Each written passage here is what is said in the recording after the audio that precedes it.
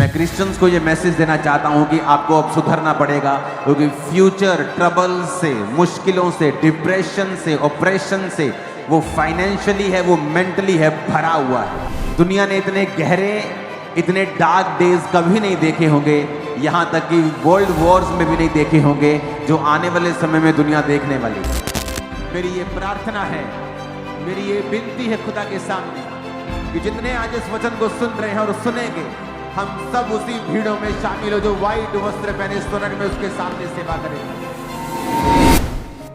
एक वो निनवे नगर जहां पाप था, और एक वो इजराइल जो इस समय तरक्की कर रहा था, फाइनेंशियली स्टेबल था और बहुत ब्लेसिंग हासिल कर रहा था, लेकिन परमेश्वर के वचन से दूर था। और परमेश्वर के दास ने उनको बताया कि आने वाले समय में तुम्हारे साथ फिर क्या होगा। आने वाले समय में तुम और तुम्हारे साथ की जातियों को परमेश्वर दंड देगा। और वचन कहता है और हिस्ट्री कहती है, ये बात हिस्ट्री ने भी प्रूफ की है कि इस भविष्यवाणी के 2 साल बाद वहां पे इतना बड़ा भूकंप आया कि वो देश फिर उस भूकंप से कभी रिकवर नहीं कर पाया। और दूसरी तरफ योना नबी को जब परमेश्वर ने मैसेज दिया, पहले वो भाग गया और मैसेज देने की बजाय वो किसी दूसरे देश में भागना उसने उचित समझा कि वो लोग तो बड़े पापी हैं, अगर मैं वहां पे जाके परमेश्वर के बारे में बताऊंगा तो मेरा मजाक उड़ाएंगे, फॉलो नहीं करेंगे। और एक मछली ने जब उसे निगल लिया, जब समुद्र में तूफान आया और लोगों ने उसे फेंक दिया और मछली ने उसे निगला और वो निनवे शहर के बाहर जाके उसे फिर से उगल दिया और उसने जाकर निनवे में प्रचार किया। और क्या राजा, क्या छोटा, क्या बड़ा, सबने मन फिराया और टाट ओढ़ा और परमेश्वर के सामने तौबा की और पूरा देश बचाया गया। और एक तरफ जो इजराइल था वो नाश हो गया, और एक तरफ जो अन्य जाति लोग थे वो बचाए गए। आने वाले समय में जो चीजें होने जा रही हैं आपकी लाइफ में, सिनेरियो जो देश में, पूरी दुनिया में हो रहा है,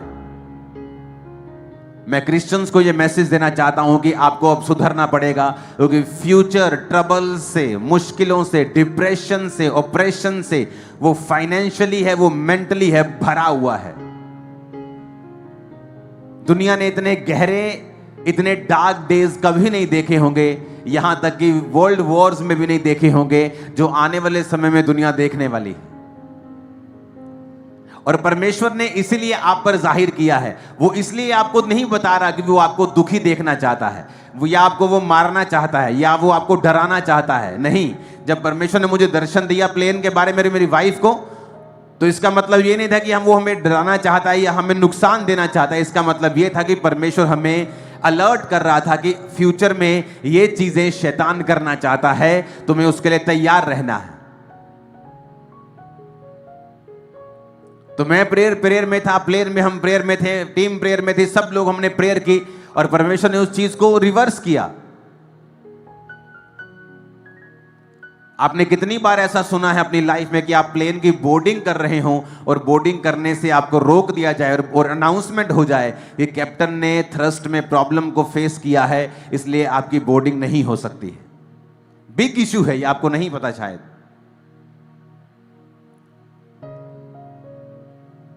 परमेश्वर इसलिए आपको नहीं बता रहा कि फ्यूचर में क्या होगा कि आप दुखी हो जाए, कहें ये तो बड़ा मुश्किल है, आप निराश हो जाए। नहीं, परमेश्वर आपको इसलिए बता रहा है कि फ्यूचर में आप क्या देखेंगे कि आप इस चीज के लिए तैयार होंगे। परमेश्वर ने कहा दाखरस के मतवाले मत बनो, लेकिन बहुत सारे क्रिश्चियन जो शराब पीते हैं, उन्हें लगता है बाइबल हमें अलाउ करती है शराब पीना, जबकि नया नियम आपको शराब पीने का अलाउ नहीं करता है। किसी दवाई में अल्कोहल है, आप उसे ले सकते हैं। किसी दवाई में वो 0.5 ml, वो 0.25 ml, लेकिन अगर आप उसे नशे के रूप में ले रहे हैं तो आप नया नियम नहीं मान रहे हैं, जहां पर लिखा है दाखरस के मतवाले नहीं बनो परंतु आत्मा से परिपूर्ण होते जाओ। क्योंकि जब शराब पी के जो दिलेरी आपके अंदर आती है, वो सेम दिलेरी तब आती है जब आप प्रार्थना में होते हैं, और प्रार्थना करने के बाद जब पवित्र आत्मा आपको छूता है, आप सेम दिलेरी को महसूस करते हैं। तो परमेश्वर नहीं चाहता कि आपकी दिलेरी शराब की वजह से हो और टेम्परेरी हो, वो चाहता है वो एक्सपीरियंस आप पवित्र आत्मा के जरिए लें। और इसलिए परमेश्वर ने कहा नए नियम में कि तुम दाखरस के मतवाले नहीं हो, परंतु वो दलेरी, वो नशा, वो सुरूर तुम पवित्र आत्मा से लो जो पवित्र आत्मा तुमको देना चाहता है। बहुत से क्रिश्चियंस हैं जो आज चर्च नहीं जाते हैं, जो क्रिश्चियंस हैं वो सिर्फ इस समय आपको क्रिसमस के पास मिलेंगे चर्च में। वो शराब भी पीते हैं, वो सब जगहों में भी जाते हैं, सब जगह सब काम वो करते हैं और वो खुदा से प्यार भी करते हैं। वो प्रभु से प्यार भी, प्रभु की तरफ खड़े भी होंगे, लेकिन ये इनफ नहीं है, ये बहुत नहीं है, क्योंकि फ्यूचर डार्क है। और अगर आप नहीं इस मैसेज को समझेंगे और फ्यूचर में जब डिस्ट्रक्शंस शुरू होंगी, जब फ्यूचर में प्रॉब्लम शुरू होंगी, तब आप उसको अवॉइड नहीं कर पाएंगे, क्योंकि आपको पहले मैसेज दे दिया गया था कि अब जो तौबा नहीं की, तौबा कर लो पूरी तरह से, क्योंकि फ्यूचर में शैतान बड़े बड़े हथियार लेके बैठा है। अन्य जातियों के लिए तो लेके बैठा ही है, वो आपके लिए ज्यादा लेके बैठा है, क्योंकि परमेश्वर ने कहा मैंने तुमको चुन लिया है दुनिया में अपनी ग्लोरी को दिखाने के लिए, परंतु अब मैं तुम्हारे अधर्म का लेखा भी तुमसे लूंगा, क्योंकि मेरा चुनाव भी तुम थे, इसलिए मैं लेखा भी तुमसे ज्यादा लूंगा। ऊंची आवाज में हालेलुया बोलो जरा। अगर परमेश्वर हमें यह बता रहा है कि फ्यूचर डार्क है, आप इमेजिन भी नहीं कर सकते वो कितना डिप्रेस्ड है फ्यूचर, और जल्दी जल्दी सिचुएशन चेंज हो रही है। सून टाइम नहीं लग रहा बिल्कुल भी, सब कुछ जल्दी जल्दी हो रहा है। और हमें यह ध्यान में रखना है कि परमेश्वर ने हम पे यह जाहिर इसलिए किया है कि इसलिए नहीं कि हम दुखी हो जाए, डिप्रेस हो जाए, अपने फ्यूचर की चिंता छोड़ दें, अपने बिजनेस को ना बनाए, नहीं। मैं आपको टेस्टिमनी देता हूं, जब कोविड स्टार्ट हुआ तो क्या हुआ पूरी दुनिया में, जो ठंडी मिनिस्ट्रीज थी, जिनको आत्मा से कोई लेना देना नहीं था, बल्कि वो आत्मा का विरोध करते थे। ये क्या 5 घंटे की मीटिंग है, ये क्या 6 घंटे की मीटिंग है, ये क्या वर्शिप भी करते रहते हैं, ये क्या तालियां बजाते रहते हैं, क्या आत्मा से भरते रहते हैं। परमेश्वर ने आत्मा सबको पिला दिया है, आत्मा सबको दे दिया है एक बार में ही, अब किसी की जरूरत नहीं है। आप देखो वो बहुत सी चर्चेस बंद हुई हैं कोविड के टाइम, बहुत सी चर्चेस। और खामरा चर्च जब चर्च क्लोज हुई, लोगों को लगा अब देखते हैं क्या होता है, अब देखते हैं खर्चे कैसे पूरे होते हैं, अब देखते हैं कैसे काम होते हैं, अब देखते हैं परमेश्वर का काम कैसे होता है। मैं आपको टेस्टिमनी देता हूं, कोविड के बाद इस चर्च का फाइनेंशियल स्टेटस 10 गुना ऊपर गया है कोविड के टाइम में। अपने पड़ोसी को बोलो, जब मुसीबत आती है, जब अकाल आता है किसी देश के ऊपर, तो परमेश्वर के लोग वहां चमकते हैं। ऊंची आवाज में कहो पड़ोसी से,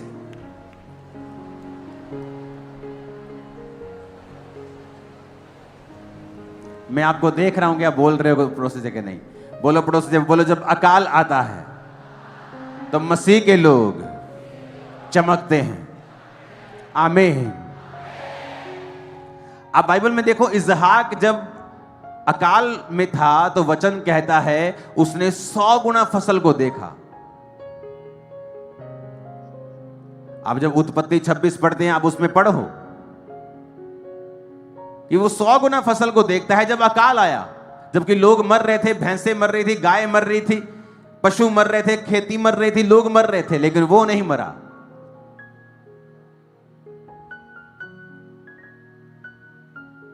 जब चर्च के कब्रिस्तान की अनाउंसमेंट हुई कि आप कोई भी डिनोमिनेशन के हों, आप कहीं भी हों, आपको अगर कब्रिस्तान की जगह नहीं मिल रही है, आपको खामरा चर्च में, अभी भी लोग फोन करके पूछते हैं, अभी भी कुछ सन्स फोन करेंगे, ये व्यक्ति का हो गया, हम इसे कहां फोन करें, कहां ले, फुलिश क्वेश्चन, बार बार एक ही अनाउंसमेंट होती फिर भी वो पूछते रहते।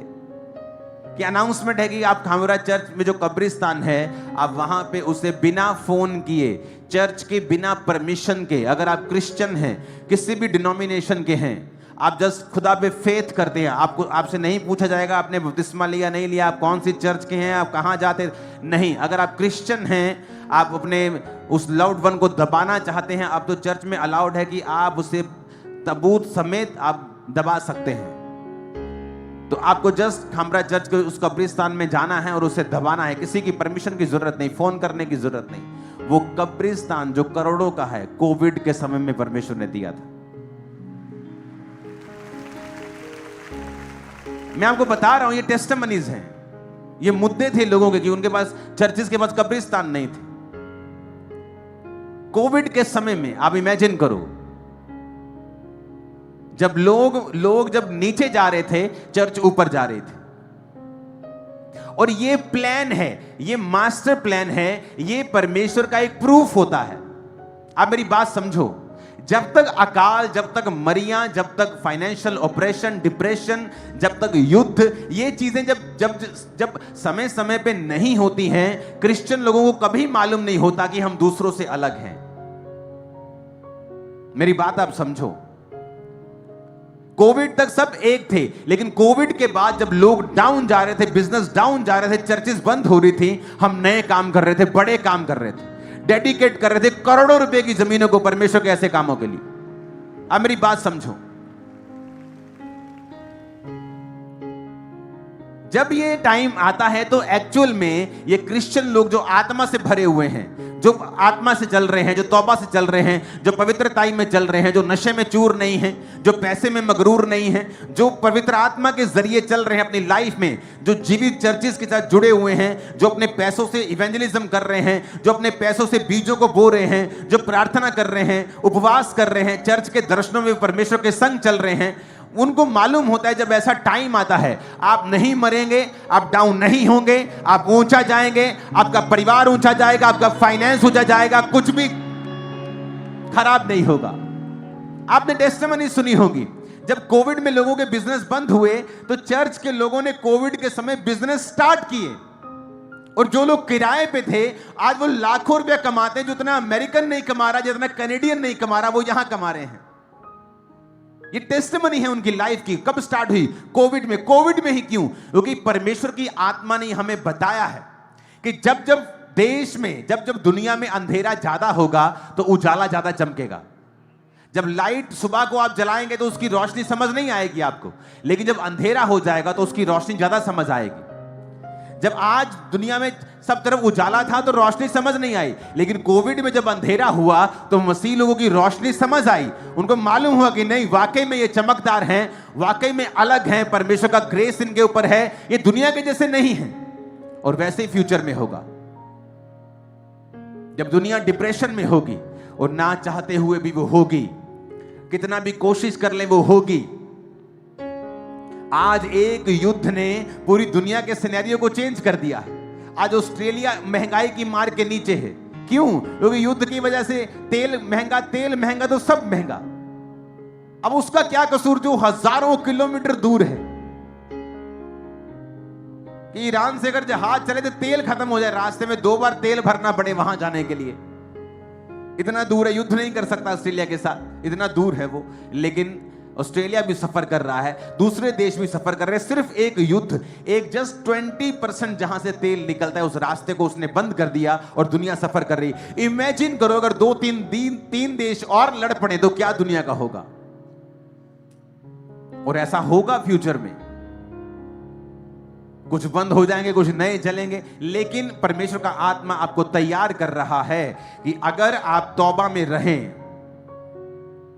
आज देखो अन्य जाति लोग तौबा करी जा रहे हैं, वो योना के प्रचार को सुनते हैं और परमेश्वर पे यकीन करते हैं और वो तौबा कर रहे, बचे जा रहे हैं, परमेश्वर उनको ब्लेस कर रहे हैं। लेकिन जो क्रिश्चियन लोग हैं, मुझे लगता है परमेश्वर साडा है, पादरी भी साडा है, रब भी साडा है, बिशप भी साडा है, सानू रब ने की कह लेना, यही तो क्रिश्चियन है। और वो ज्यादा कर्ज के नीचे, श्रापों के नीचे हैं, क्योंकि वो समझ नहीं रहे कि परमेश्वर ने कहा मैंने तुमको अगर चुना है, पहले चुना है, मैं अधर्म का दंड भी तुम्हें पहले दूंगा। मैं दुख भी तुम्हें पहले दूंगा, क्योंकि मैंने तुम्हें चुना था दूसरों पर अपने आप को प्रकट करने के लिए। मैंने तुम्हें चुना था कि तुम मेरी काम कर सको, मेरी ग्लोरी को दूसरे लोगों पर जाहिर कर सको, उनको बचा सको। पर तुम शराब में, व्यभिचार में, तुम अलग अलग तरह की जगहों में गए, तुमने वो सब किया जो इजरायली करते थे। इसलिए मैं तुमको दंड दूंगा और तुमको नीचा करूंगा। हालेलुया। परमेश्वर ने अपने लोगों को बोला मैं तुम्हें सिर बनाऊंगा। मोस्टली आप देखो दुनिया की बड़ी बड़ी कंपनीज के मालिक यहूदी हैं, क्रिश्चियंस हैं, क्योंकि वो सिर ठहराए गए। दूसरे देशों के लोग बोस्ट करते हैं मेरा बंदा वहां सीईओ है, मेरा बंदा वहां का, लेकिन वो सब काम करते हैं, लेकिन उसका हेड जो है, उसका जो मालिक है वो क्रिश्चियन है, वो यहूदी है। उसका वचन अगर आप समझ जाएंगे तो परमेश्वर अपने वचन को पूरा करेगा आपकी लाइफ में। और परमेश्वर आपको यह बता रहा है कि अगर अब हम तौबा के जीवन में नहीं चलेंगे, अगर अब हमने अपनी जिंदगी को नहीं बदला, अगर अब हमने अपने रास्तों को नहीं बदला, अगर अब हम वही ब्लू फिल्में देख रहे हैं, अगर हम वही लड़कियों के चक्कर में, वही शराब के चक्कर में, वही व्यभिचार, वही चोरियां, वही चकारियां, वही गालियां, वही क्रिश्चियन लोगों को मैंने गालियां निकालते देखा है, खासकर जो बड़ी बड़ी पदवियों के ऊपर थे उनको भी गालियां निकालते देखा है।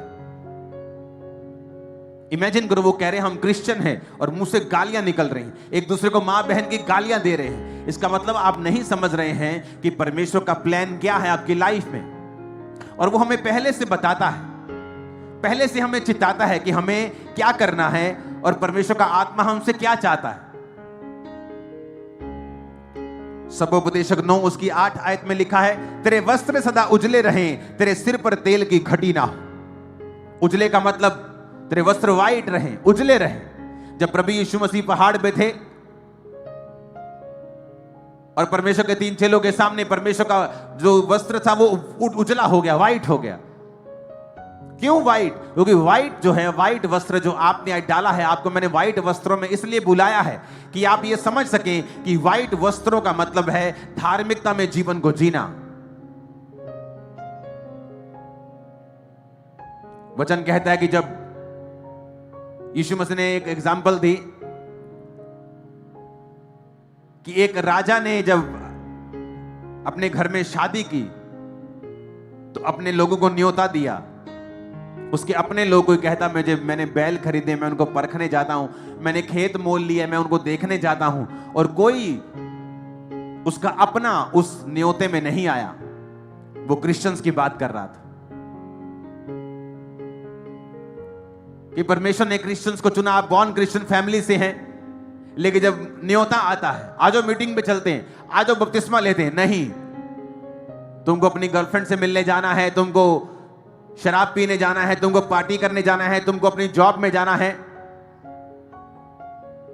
तो परमेश्वर ने कहा, उसने कहा अपने लोगों को जाओ, जबकि मेरे निमंत्रित लोग योग्य नहीं ठहरे तो जाओ, चौकों में जाओ, बाजारों में जाओ, गलियों में जाओ और सबको उठा लाओ। तो वो गए और लूले, लगड़े, कमजोर, गरीब सबको उठा लाए। वो गरीब और कमजोर अन्य जाति को दर्शाते हैं जो क्रिश्चियन नहीं थे। और लिखा जब वो सब खा रहे थे तो जब राजा आया तो एक व्यक्ति जो विवाह का भोज खाते समय विवाह का वस्त्र पहने हुए नहीं था, तो राजा ने कहा, मित्र तू वस्त्र क्यों नहीं पहना?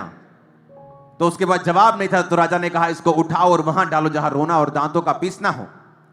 अगर राजा ने गरीब लोगों को बुलाया था विवाह में, तो वो गरीब से क्यों एक्सपेक्ट करेगा कि वो विवाह का वस्त्र पहन गए? गरीब के पास तो पहनने के लिए पैंट नहीं है, क्योंकि राजा जब गरीबों को बुलाता था तो वो अपने वस्त्र, अपनी अलमारियां उन्हें देता था, क्योंकि राजा को मालूम था कि इनके पास वस्त्र नहीं है। तो ये राजा की अलमारी से वस्त्र पहनकर वो शादी में आते थे। तो वो व्यक्ति जिसने इतनी बेवकूफी की कि उसे मालूम था कि राजा ने उसे बुलाया है, यही बड़ा फजल है, राजा ने अपने कपड़े भी उसको दे दिए, यही बड़ा फजल है, लेकिन फिर भी उसने पहना नहीं। तो इसलिए राजा ने गुस्सा किया। तो इसमें 2 मैसेज हैं। एक वो कि अन्य जातियों को परमेश्वर ने बुलाया, तो आपको बुलाया, इसका मतलब ये नहीं कि आप उस पर घमंड करें और आप कहें कि नहीं नहीं हमें तो परमेश्वर ने जी, देखो जी सानू तो अन्य जातियां तो चुन तो लिया, लेकिन बाइबल से ये भी लिखिया कि हुण तू भी अलर्ट रहे, ते वस्त्र नु पहन के रख, कपड़ियां नु पा के रख, अपने वस्त्रों को डाल के रखो, क्योंकि राजा तुम्हें चेक करेगा कि तुम योग्य नहीं थे मेरी विवाह के भोज में तुम आओ। मैंने अपने अनुग्रह से तुम्हें अन्य जातियों को बुला लिया है, लेकिन क्या तुम विवाह के वस्त्र को पहने हुए हो या नहीं। और वस्त्र जो है वो पवित्रताई को दर्शाता है। इसलिए उसने कहा है कि जब याजक भेंट चढ़ाने के लिए जाएं तो जांघियां पहने, यानी लेगिस पहने नीचे, यानी उनके पजामे हो नीचे, ताकि जब वो भेंट चढ़ाने के लिए सीढ़ी से थोड़ा ऊपर चढ़े तो उनकी टांगों का नंगापन दिखाई ना दे। यानी नंगेपन को परमेश्वर वर्जित करता है। स्त्रियों के कपड़े ऐसे नहीं होने चाहिए कि आपका ऊपर का बॉडी का पार्ट दिखे। बाइबल ऐसा कहती है, उसने हमें ऐसे कपड़े पहनने से मना किया है। याजकों को कहा कि तुम्हारा नंगापन दिखाई ना दे, ऐसा ना हो मैं तुम्हें मार दूं। नंगापन पाप को दर्शाता है। इस हवा और आदम ने जब पाप किया तो उसने कहा हम नंगे हैं। नंगापन पाप को दर्शाता है। और जब परमेश्वर कपड़ों की बात करता है, प्रकाशित वाक्य 7 उसकी 9 में लिखा है, इसके बाद मैंने दृष्टि की और देखो हर जाति कुल लोग, हर जाति कुल, हर एक कुल लोग, हर भाषा में से एक बड़ी भीड़ जिसे कोई गिन नहीं सकता, सफेद श्वेत वस्त्र पहने, क्लॉथ्ड विथ व्हाइट रोब्स, हाथों में खजूरों की डालियां लिए सिंहासन के सामने मेमने के सामने खड़ी। प्रकाशित वाक्य 19 उसकी 8 में लिखा है, उसको शुद्ध और चमकदार महीन मलमल पहनने का अधिकार दिया गया, क्योंकि उस महीन मलमल का अर्थ पवित्र लोगों के धर्म के काम है। प्रकाशित वाक्य 7 उसकी 13 से 14। इस पर प्राचीनों में से एक ने मुझसे कहा, ये श्वेत वस्त्र पहने हुए कौन हैं, कहां से आए हैं। मैंने उससे कहा, ये स्वामी तू ही जानता है। उसने मुझसे कहा, ये वो हैं जो उस महाकलेश में से निकल के आए हैं। इन्होंने अपने अपने वस्त्र मेमने के लहू में धोकर सफेद किए हैं। आमीन बोलो ऊंची आवाज। Hallelujah, hallelujah. कहता ये वही हैं जिन्होंने लहू के साथ अपने वस्त्रों को सफेद कर लिया है, जिन्होंने पाप के सामने घुटने नहीं टेके हैं, जिन्होंने व्यभिचार के सामने घुटने नहीं टेके हैं, विरोध के सामने घुटने नहीं टेके हैं, जो यहोवा के ही बने रहे, जो जीसस के ही बने रहे। ये वही हैं जो महाकलेश से निकल के आए हैं। उस फ्यूचर में, क्योंकि ये प्रकाशित वाक्य है, फ्यूचर की पुस्तक है, जो होगा ये वही है। मेरी ये प्रार्थना है, मेरी ये विनती है खुदा के सामने कि जितने आज इस वचन को सुन रहे हैं और सुनेंगे, हम सब उसी भीड़ों में शामिल हो जो व्हाइट वस्त्र पहने स्वर्ग में उसके सामने सेवा करेंगे। आमीन ऊंचे वाला चाहिए चर्च। Hallelujah, hallelujah. प्रकाशित वाक्य 3 उसकी 5 आयत में लिखा है, जो जय पाए उसे इसी प्रकार व्हाइट वस्त्र पहनाया जाएगा। मैं उसका नाम जीवन की पुस्तक में से किसी रिश्ती से ना काटूंगा, उसका नाम अपने पिता और स्वर्गदूतों के सामने मान लूंगा। हालेलुया। जो जय पाए उसे सफेद वस्त्र दिया जाएगा।